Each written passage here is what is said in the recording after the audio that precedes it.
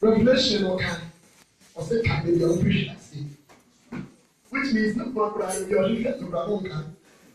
On kind of repression. It's a GBL say, oh, she has in a way who say, aha, and she has here. A man deserves us on the only the officials. James Amen. Get away, yes, we know. Men say about it. Men just shoot to me. Yes, right. Yes, right.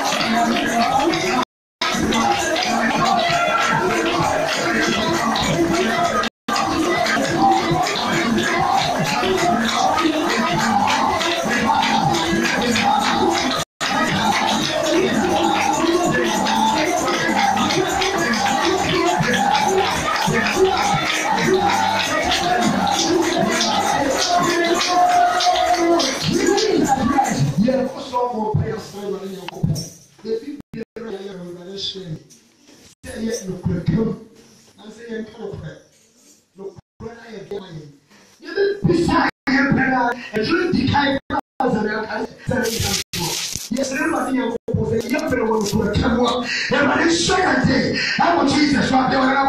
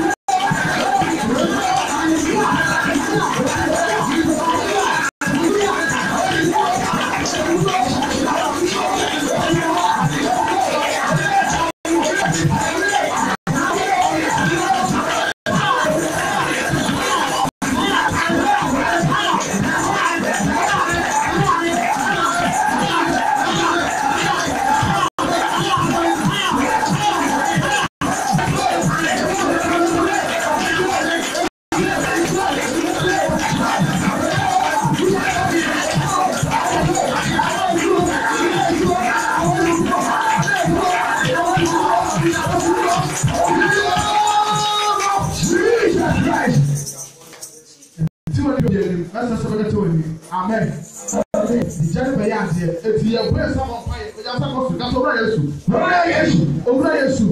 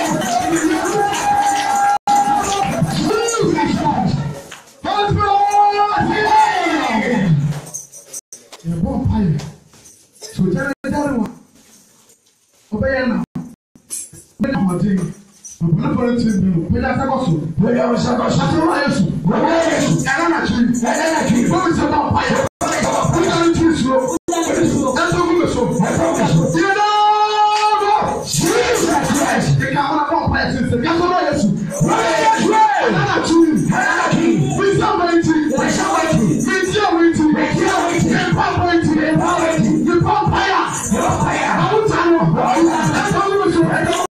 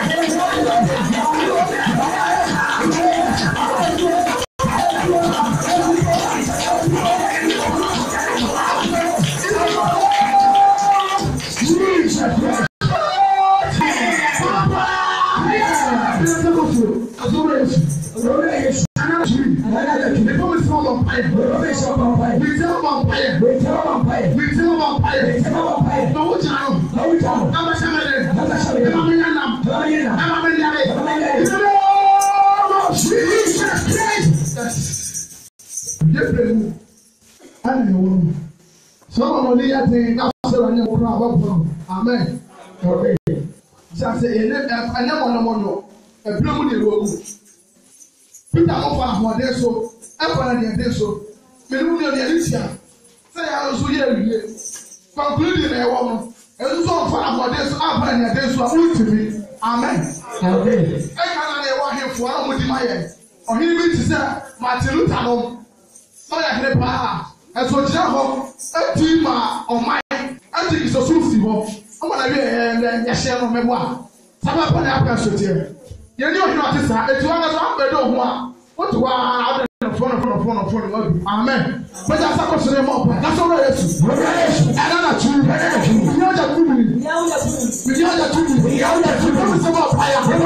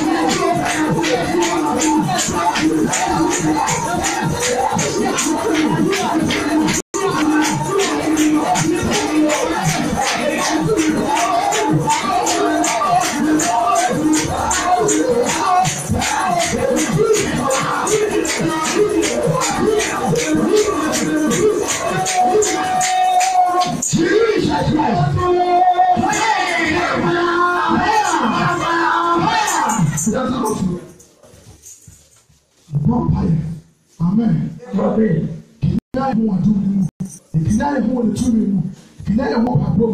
Amen. When you say, "Upon fire, the show you," it doesn't to trust in no category. Because you be my bamboo, or Timothy, I am ready, and now the can see upon fire. Jesus Christ, that's all it is. And I'm not sure. What is about fire? Madu Biada, Madu Biada, Mawani Biada, Mawani Biada. What is about fire? What is about fire? Now it's a two.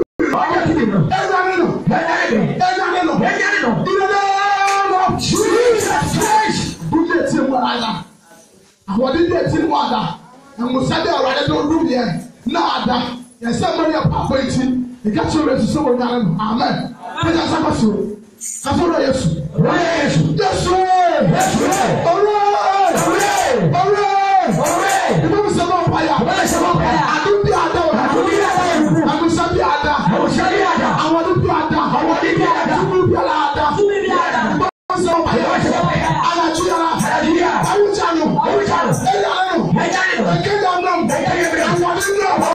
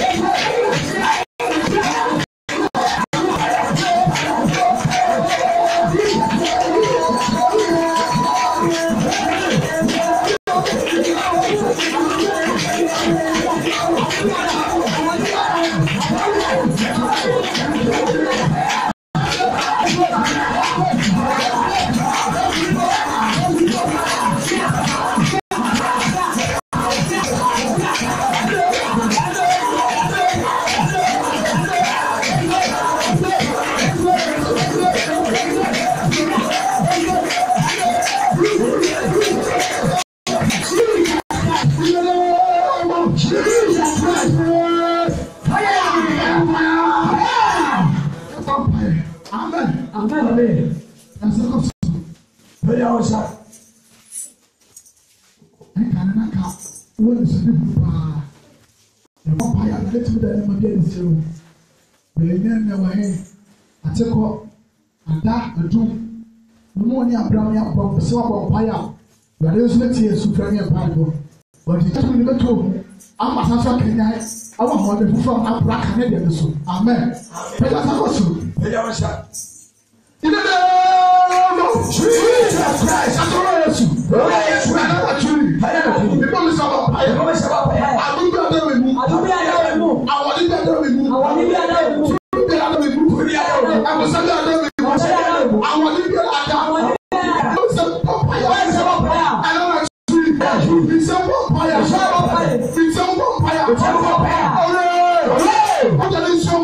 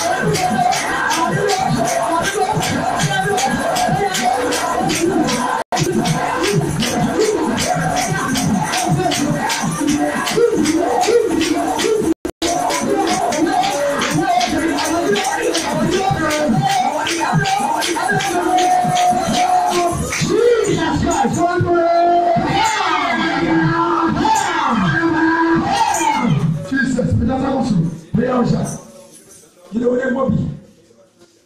I cannot have one shepherd. And there is another can do watching. Nobody watching the family.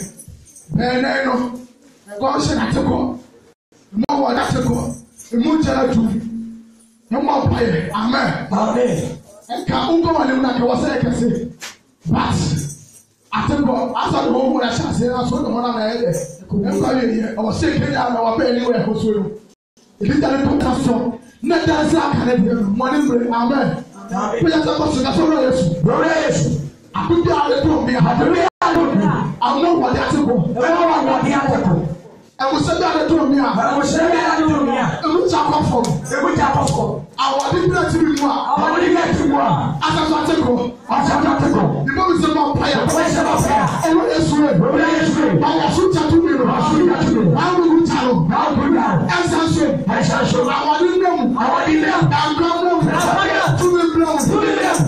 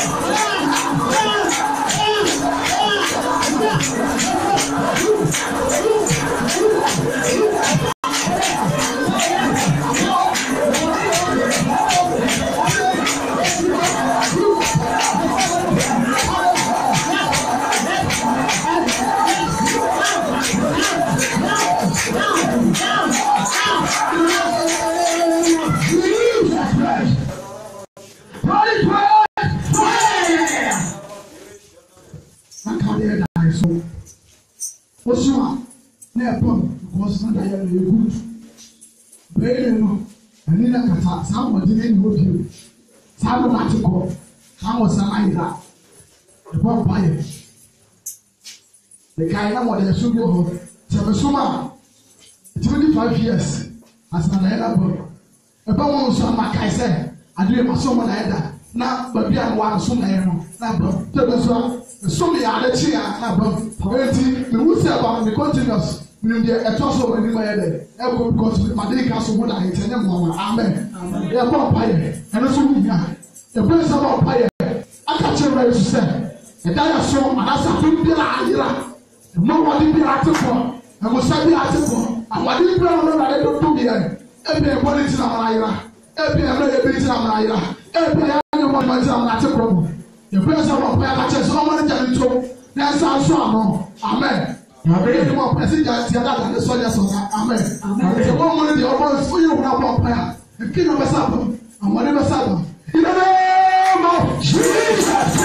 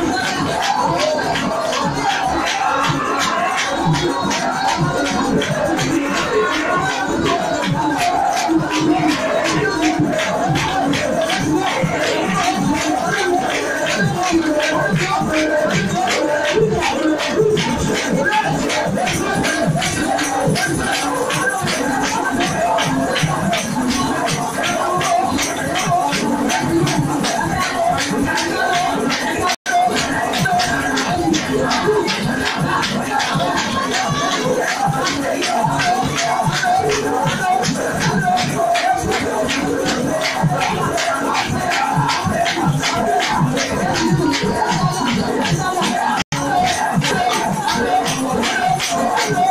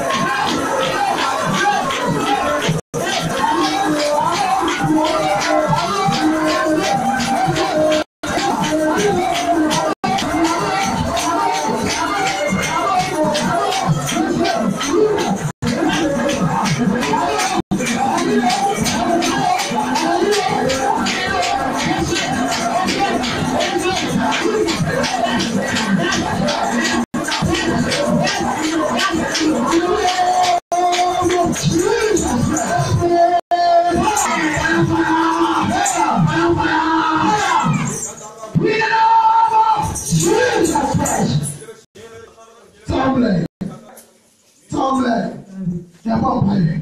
Amen. You will live high. You can't have more than that. You can't have more than that. You can't have more than that. That's why I'm here. Amen. Amen. But that's how to Canelo. Now I'm taking and come. What's the woman come? So we are changing now. Amen. Amen. Amen. Now that is soon. Don't play on this room. The guy Parker's Parker's Pompey's not the bizarre. Yes, we say no, watch it. We say no, watch it. Or Pagomo, we shall do no. And then someone wanted to say, I don't want to tell you. I tell you, I even do be a Casafro. Okay, when you want to, then I will not say, I take off. Muja do Kenya, amen. But that's also, now there are 2 more people dance here. You will solve this kind of an to tell you about the same. If you not to be the trouble for my I said it when we see, I'm going to say that. Amen. I said, I put away. But that's a discussion. And I'm true. Nobody will have a I remember. I tell you, friend. I tell you, Bible. I tell you, Bible. No, Jesus. Fire. That's the word. That's right. That's right. That's right. That's right. I know you. Don't say that. I shall not pay. You tell them fire. You tell them fire. Now can I never remove? How can the Kenyan? How can the Pajamas?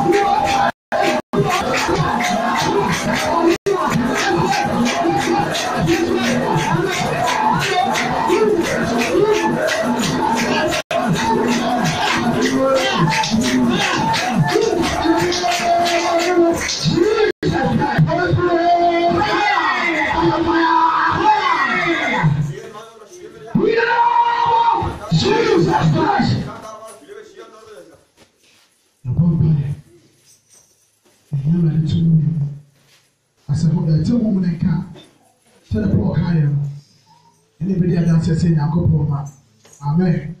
I'm here praying. We have some of my kinds of political trips. When we now also have Ray and Kenya, and then I say, the hand of phone. The hand that is to her, as she says, show. The blast will put aside the can't buy the power. Yet it's in the move. But may I say some money, come on. And we are man. And especially at time in our time. Situation in one pie. Kukumachia. And we are over Kukumachia, no jar and we sold home. And we are so or the plan or jar. See a very big villa. I'm a time or so. I spend the time. But that's also. But also, I cannot count time Bible. Why would I have? We can't just have a far. And so they, what time you are? Oh, no, oh, Rama. I can't talk to the and one don't know what I did not take off. That's how one kind. I'm not ready. I'm not ready. Amen. Amen. You ready to be as I can know. But move from now, don't know how no being show, no being come as much as said, Tamba will not kind. Now, who 2 minutes ago, you said the Sunday tattoo, then Kenya. And then whatever, I don't to me back, the conscience, I know to one, at year, I song, I don't be a preaching, teaching, reading, and what they don't be a piece of the don't yet. I want my to go, I want to be at to go. I do another era, I will, and brother Super, that they can have what is answered, I don't need you. Amen. But that's possible. I can do it easy, and your power. You tell them soon, oh, yeah, they want supper, and they know him. Cassandra, another two.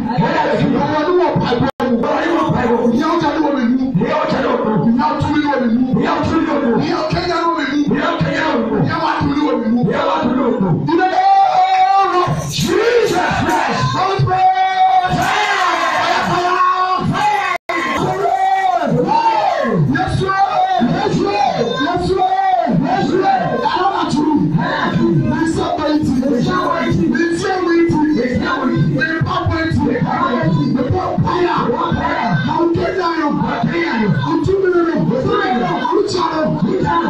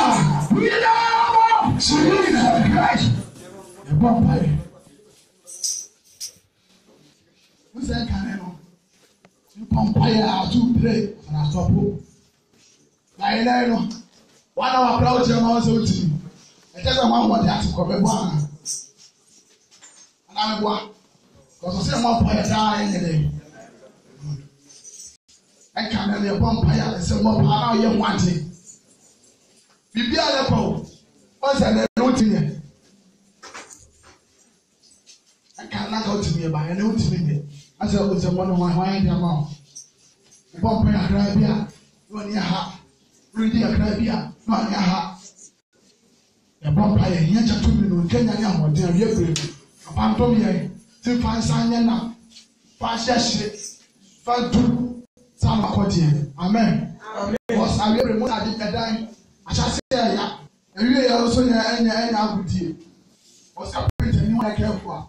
Just one you up to swallow. And can you more little to me more?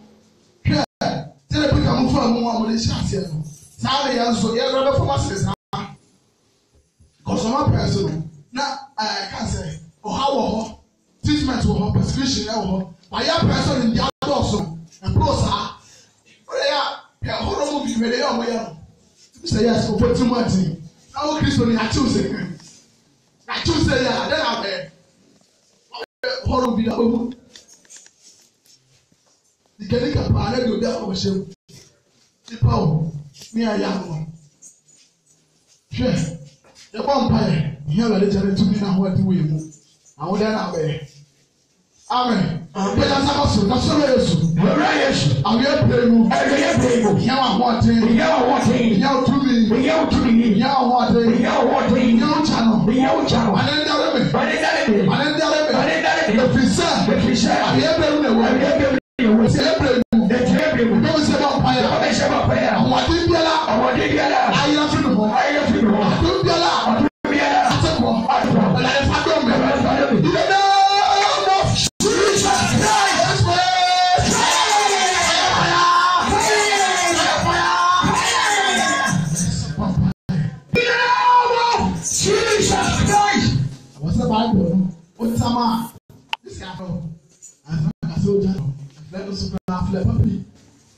amen. Ọwọsẹ ọda hɔ a ɔhun na asan nya ne ɔsɛ sɔrɔ abɛ piti. Ọwọsẹ ọda hɔ a ɛnum na akasa ɛkɔ owu atɛsɛ nya atɛdikya ɔsɛ ɛlade de adesua ɛpɛ ɔsɛ yɛ sua. Amen. Ɛwɔ mpɛ pɛyɛ sakɔ soro kasɔrɔ Yesu. Ebɔ mi sábà mpae. Adu biara ata. Àwọn ọdún biara firi. Mu. Ìlànà mi sinna o. Mi pa àpò etí. Mi mo bẹ fa dùn mi. Èyí ẹ̀dùn tù ọ. Èyí teachings. Èyí preaching. Èyí reading. Àgbàdìyẹ.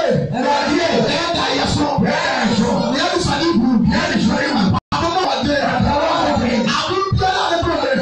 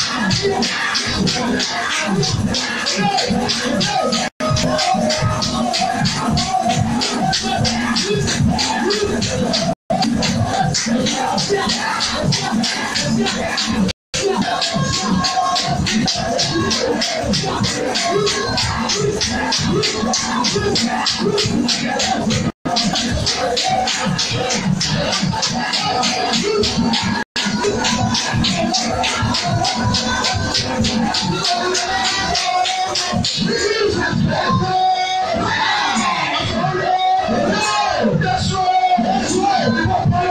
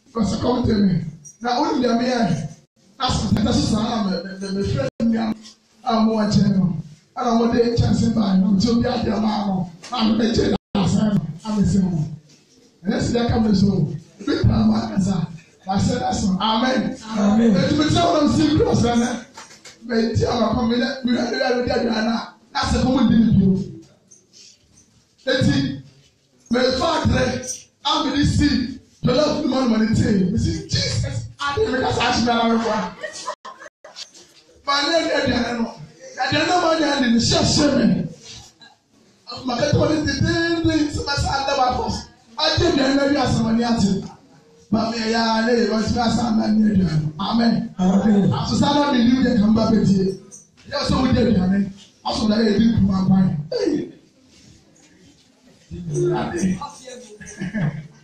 Wala lo so wuti. Ya so wo ni ati. Yo kana mu wuti ko mu. Etu. Eti ale na mu wuti ko ya ma. Na etu. Pẹ̀lú asẹ́mọ́sọ. Pẹ̀lú asẹ́mọ́. Yíyí náà yẹ ohun bí a ẹ̀fẹ̀ nàdé na ọmọ báyà so ọmọ náà yẹ yẹ sá àwọ̀sí ẹ̀dí ẹ̀hún fi òmu ẹ̀dí sáadé bí a ọ̀ ẹ̀bẹ̀kọ́ sọ àpòyàlẹ̀ ẹ̀hún báyà ẹ̀bẹ̀kọ́ sọ ẹ̀tì hospital ẹ̀bẹ̀kọ́ sọ ẹ̀nùnúró because ẹ̀dá sọ ọmọ náà ọ̀pọ̀lọpọ̀ fọlọ́ báyà so adé adé yẹ pẹ̀ adé mìíràn yẹ di ọ̀há adé yàlẹ́ ní àwọn ẹ̀ báyà so àwọ̀sí ẹ̀dí ẹ̀hún fi kẹsọ̀ rẹ̀ yẹsù ẹ̀dá nà jù ẹ̀bẹ̀ mi sọ ọmọ báyà yẹsù màmá ń tẹ̀wé hó ẹ̀dá pàmpẹ́ mi ìdọ̀dọ̀ Jesus Christ. Holy Spirit. Fire. What's the rest?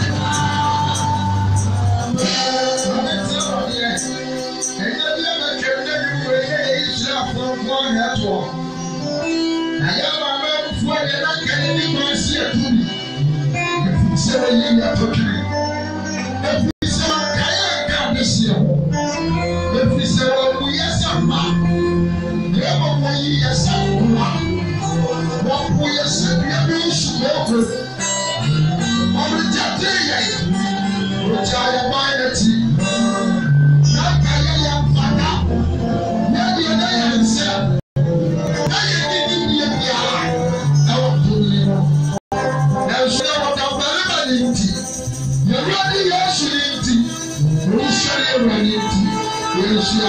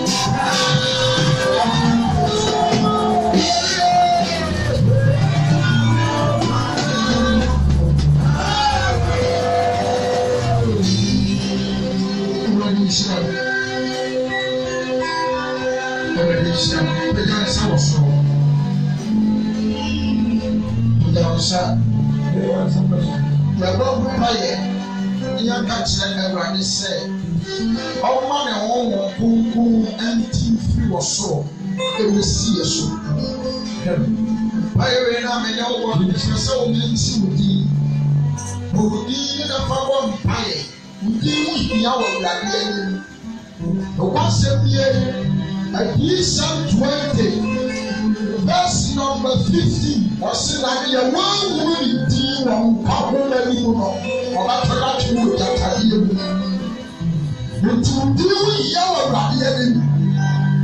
These players have you been so did you hear that from my mother? Woman, young one sent the DCCI. I will kiss for yes.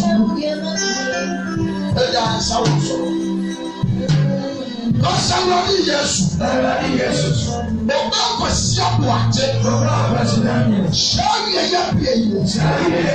I'm not going to be your fool. I'm the 7-year-old woman. The 7-year-old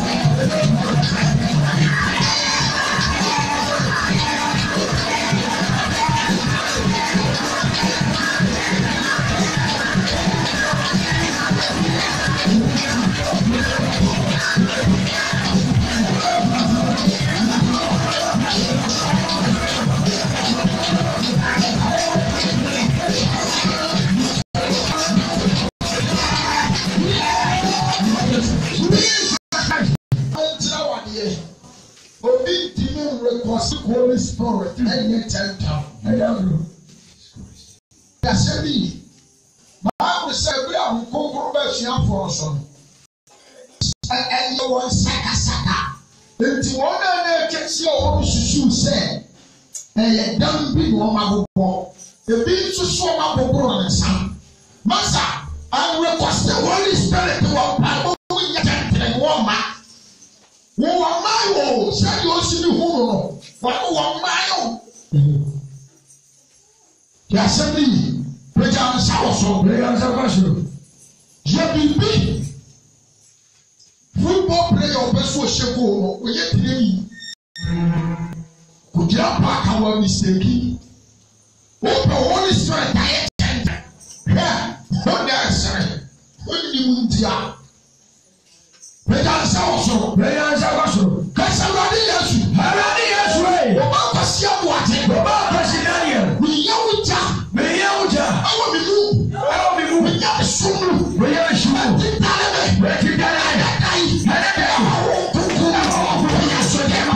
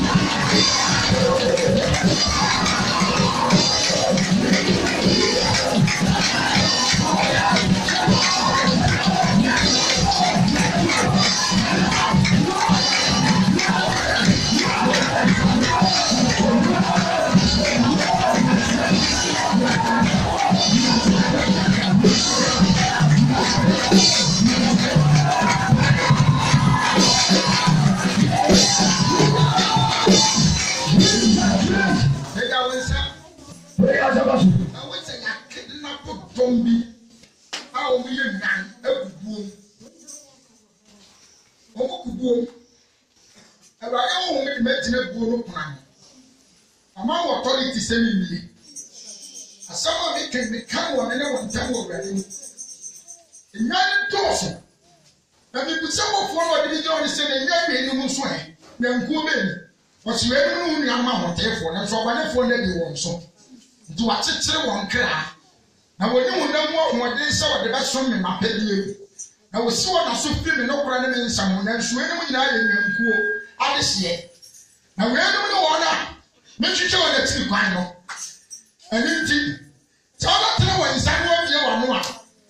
And I was Jerry from William, as he said, maybe until you show me your actually find. Or may I go a year? You for them, I have for. May I have for anyone I want to so money for that you want so. What just saw the double there? That's what you said, you man. I don't want so when you Christo cry. But how when you have friends with your wedding? Or could be a cool test you? A piece of the number. And you don't say, well, someone in the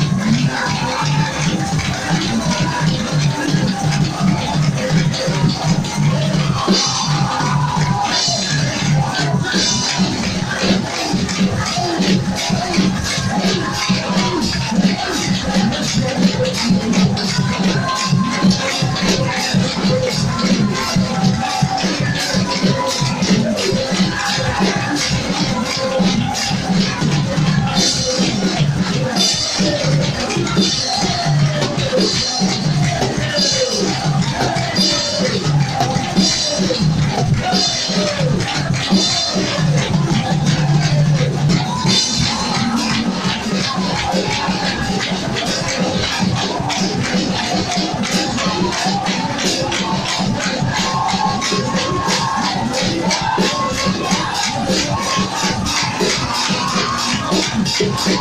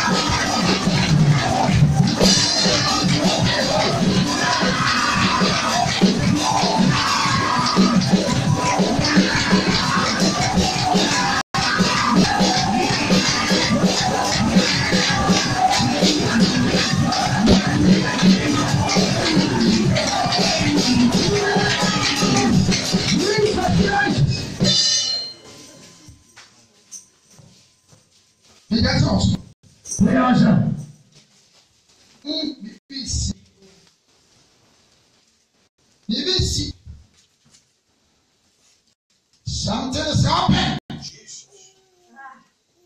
You miss your ministry. Jesus Christ. Yes. Yes, the power of God. The power of God. Jesus. Because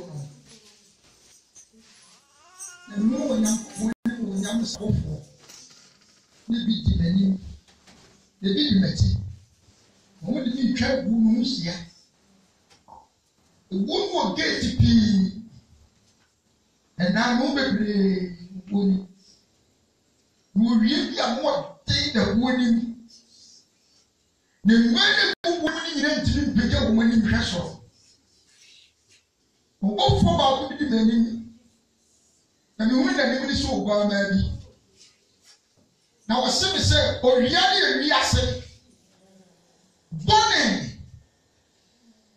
Now, at home, I so, and into when to be paid when anyone will be watching for the team. My friends know the need to when I just move. Now, say, and so much, you and when they need you. And when we saw that feeling, when they make good woman, now, the person may want to know my watch. Jesus Christ. Give you a moment. If he said, every year they will take a professional. But I'm going for it more than you. Yes. But it's a good year, you don't get to learn to another day. Yes. Now, we can put you on yard. Jesus. The woman gets you boy. Now, the man gets you. Now, Jesus. The person is clean. Now, when I go on this, I wish I want to BBC. Jesus. You don't come on. You are. You don't come on. That is someone what they Jesus.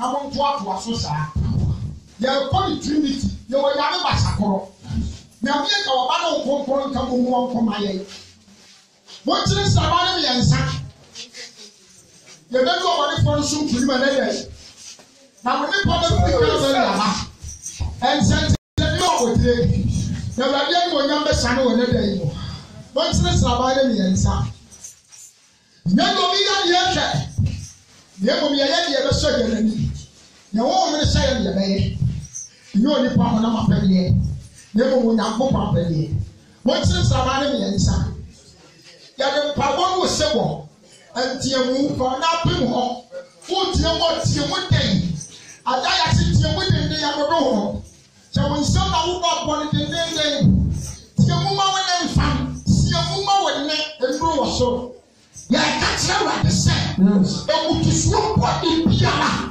ɛbutu yɛn ne yɛasefoɔ so wo mma wo kuru wo yere wo nane wagya ɛne wo nuanom ɛmutusuo bɔde biara ɔsɛ pa yɛ butu yɛ so yɛawɔ yɛwayɛ yɛhyɛberɛ yɛyɛ yɛmpateɛ yɛnwuma yɛasepena ɛmutusuo bɔde biara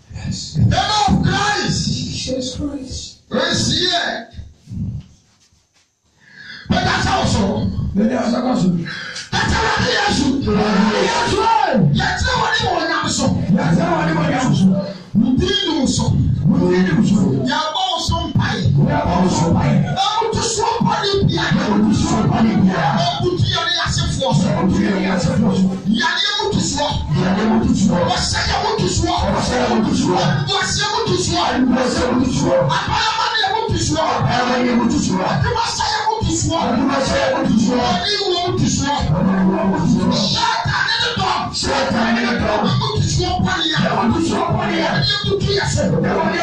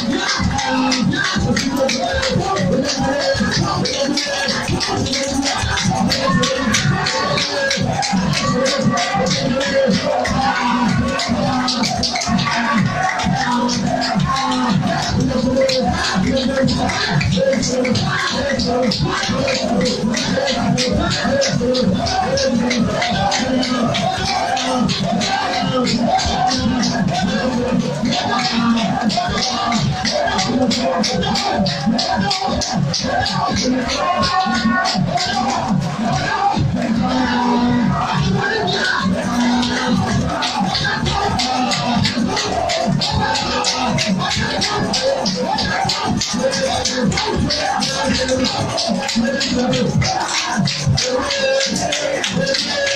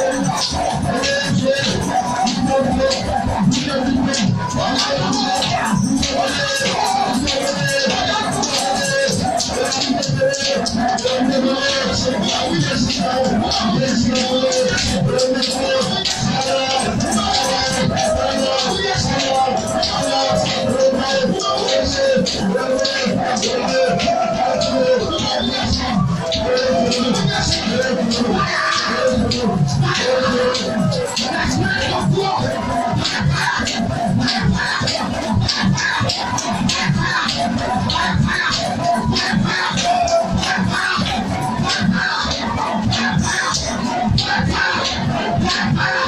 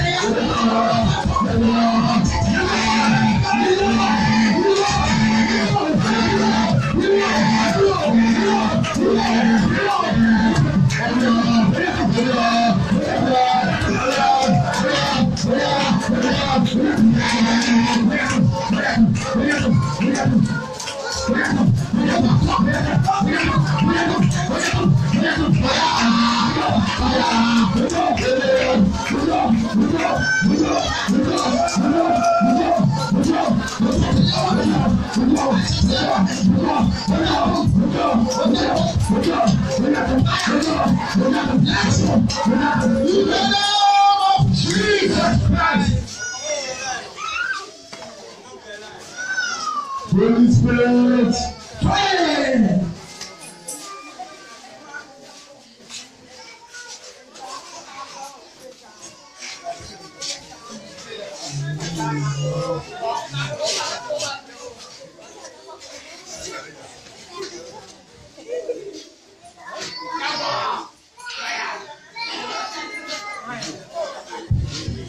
Yes, Lord. I'm sorry. Number 6. And Savensia, that is beginning. Current glory of God. I will sit there and go over the Asana. That's our Sakasakani. When I go over the looking children, now God's speech at the high. One chance Savensia. That is the beginning. Shall we show me no matter? I can just for a while. And then we have the answer. Sorry. Sorry.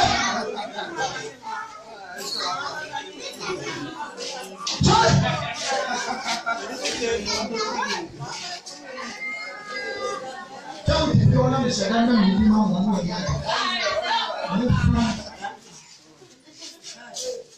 Now we go by go for the corner demo. Say we go by one partner in bank. Maybe I know just one. I'm water. Go move. Not one just one. And you are the number. You are coming down to I got a sense of Charlie.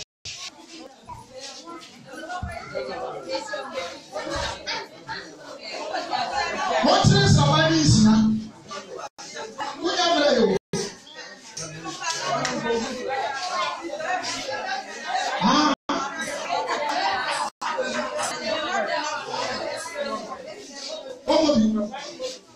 So very far.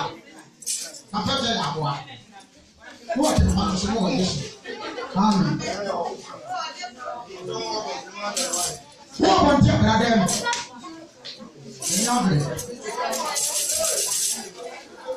what is somebody is here? What are you talking about?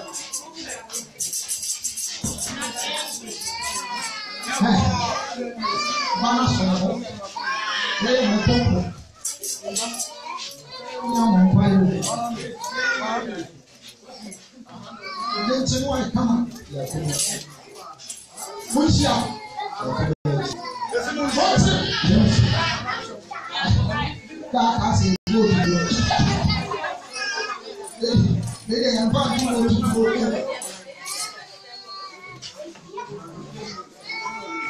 what is it? What has a retreat? Movements here.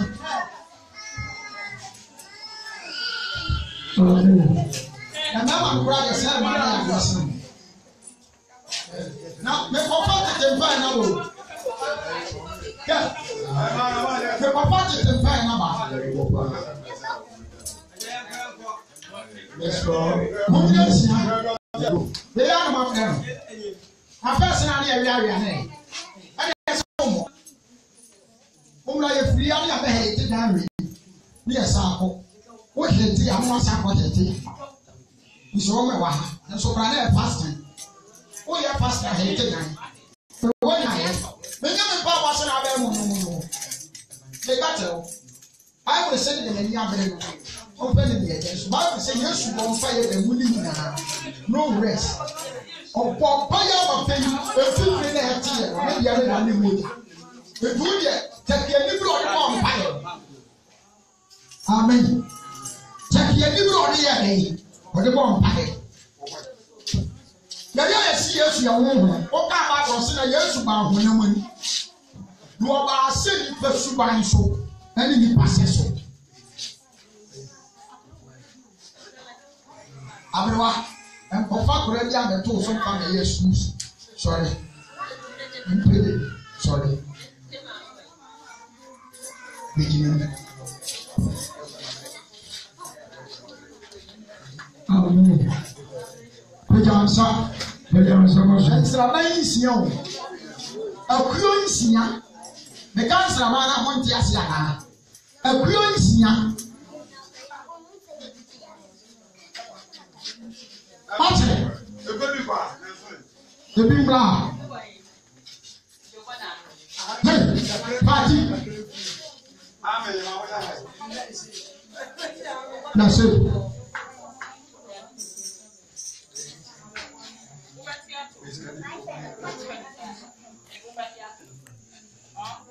Papa won't tell you pretty. One of you very great. You should have to say that. You see, I said we are sending for the kids of Way now and why. And I did have a manager sending me to Mama for America. The Nipa Wally at one and another hour. No, we in fact, who be at Raman, almost soon I have was. I have one of the actual woman. Me find the hour. Many in the movie. Oh, me and son.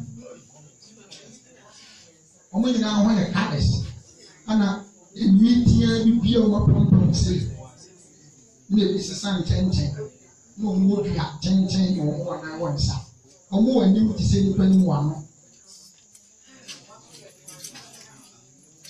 America embra bo mo ho ban nti sisi e no ye beye nipa moa nipa wona manu otwa adua. And then I'm going to tell my baby. You see, I wouldn't say there were 3 groups in sin. There were born in and son. Every asset. I come home. Amen. What I say, I come home. Boni every kind. I know what your son is. Can't hear a black came out you both have it. Because of say, young people is so here. Asitireni abone fo be ku atanenefo because onyankopon ni so atanenefo engineer ase semla bia wo hye bi atanenefo so mudi mu a mudi basa the poor Christo for Nigeria sorry that person ni papa 5000 mo twega to ahye asi ni pani ni wo me fo so Nigeria what I say India who poor Christopher? Yes, me. When you know your mom pie. Amen. But you have to me, no one with you. Show him so low a vessel. When you increase your feeling, you're making any no thing. I will know a vessel. And you only know what. And it's in the I feel when I'm going to ask one who so low. Yeah, you should have born in India. I never got one who saw you. Yes, you know what we do. I if you want about so don't need Moria. Oh, deep on your muffin. I both won't put no more waiting for me. So no for to one of the more powerful to my she a woman, and now one in that body of a see a woody pamwa. That's how no one. Anna, Lord warning. Anna, your friend is saying, keep warning. Anna, come home. Oh, yeah, your picture. Jesus, yeah, you place on a corner. You did that. You did one in that castle. Jesus, yeah, you're born in a way you know. The papa did one about what this can do. Born in Traswo. About how the Bible summon from what was seen what room. What the IC can do. But one day, they are so me to me, and the Yesica, and the airport.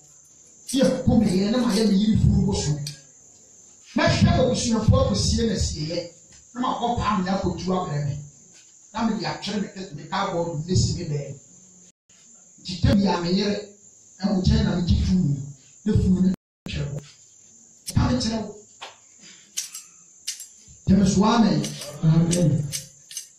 The Kumu put in on a little soup. Yes, a morning. And now, wow, I will say, John Sue, would you have what is that? So now you are about told Brennan. Because also, what's in Sarabasiano? What's in Sarabasiano? Now, who knew the water? Pastor Radi Yesu.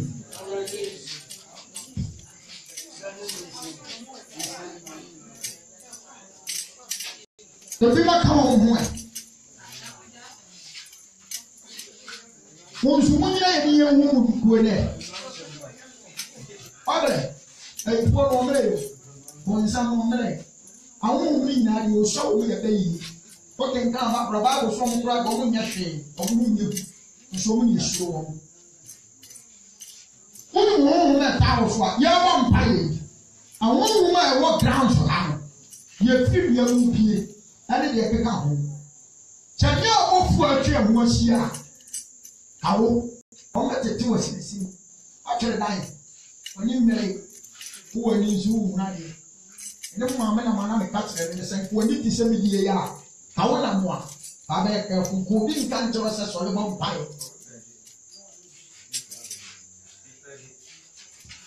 Become a self. She is young, I wouldn't spell the bar. Because also,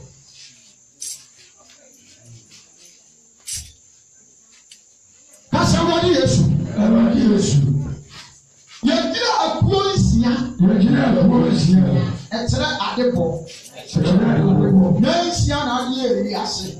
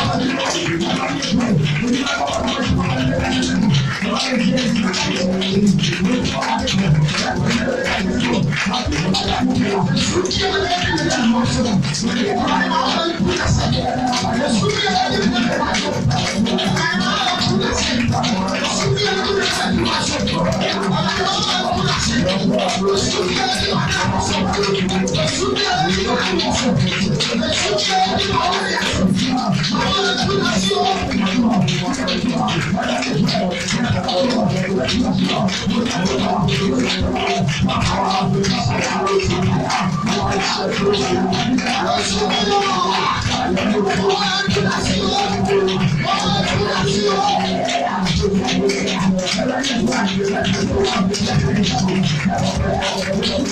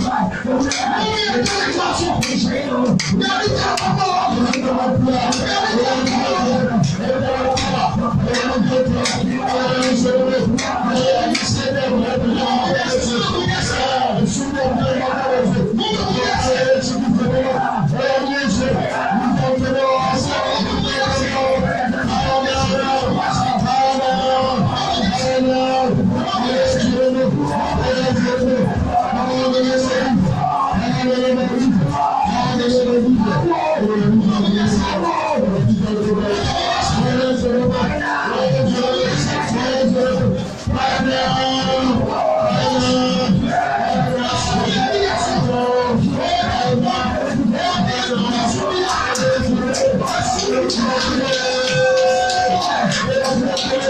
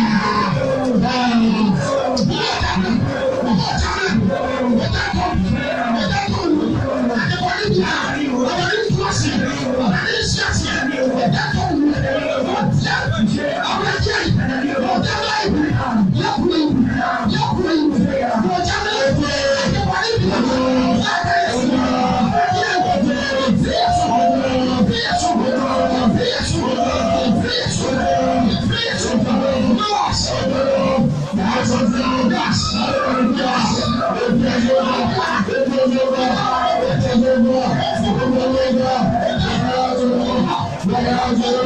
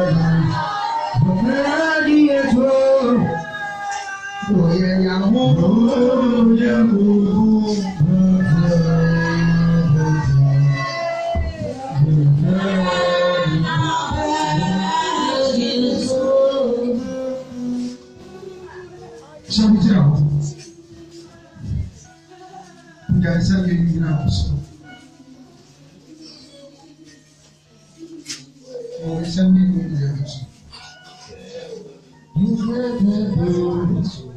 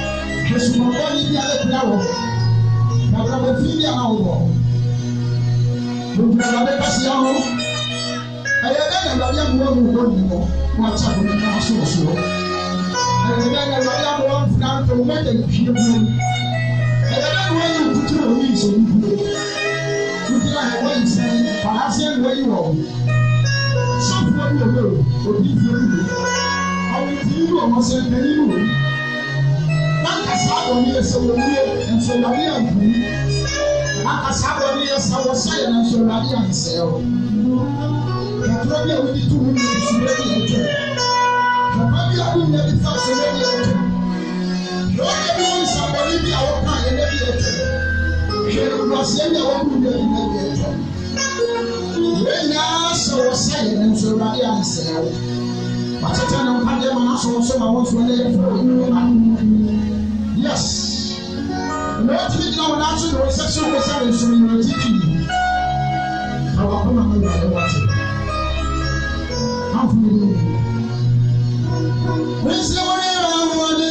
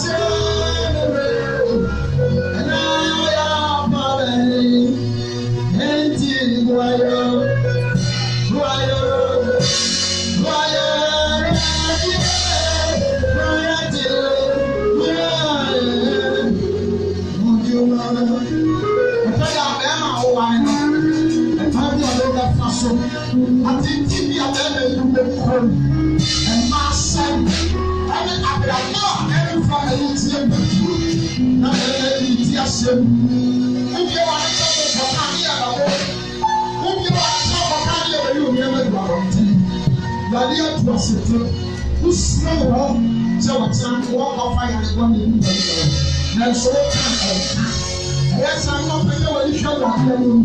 The social media, you are the so problem in my life. They are set up like oh.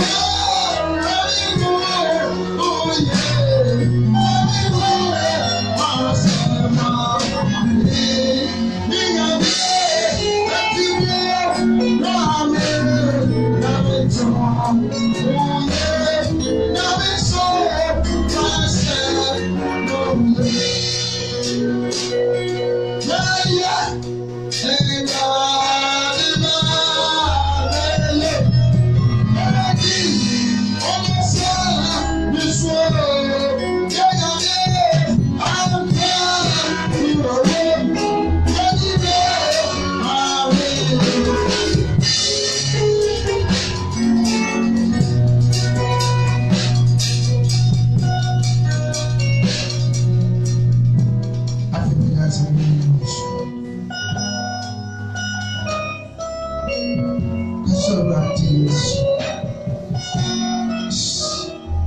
Kasawurade Yesu. Kabi Kasawurade Yesu. Kabi ametena se. Ama wasa na beba mechen. Tomiye kodo. Mama be mu biem. Wiase abrawa aka me mu. Ana nkwaji asetena medi. Mama be mu biem. Na mama kra nkon meriye. Mihia wa bre nyina. Pa wo nkon shemema. Mami nya wodi mato. Mami ntina sese ye fata wo. Mami ntimi ne won nsem so. Na ma ye wo brade wo japade. Wo nsani fa so. Ene wo suru ko. Mini mo se wa bi amame. Akwa mama ye kunimdifu. Mawo ye mu na ama me gina me na so. Na wona mi mo ja ntimi ntu agina. Wo brade wanyini ne wasebu. Udominti. Na wo yi otene ne amame. Say am friend wo nyankopon ba. Enye nshirama wo. Enye ni mo nyam shema wo. Ochi a waji me. Wo ye brade. Ni ati mpa Yesu di. Amen. Make us say in the name of your head. In the name of Jesus Christ. In the name of Jesus. In the name of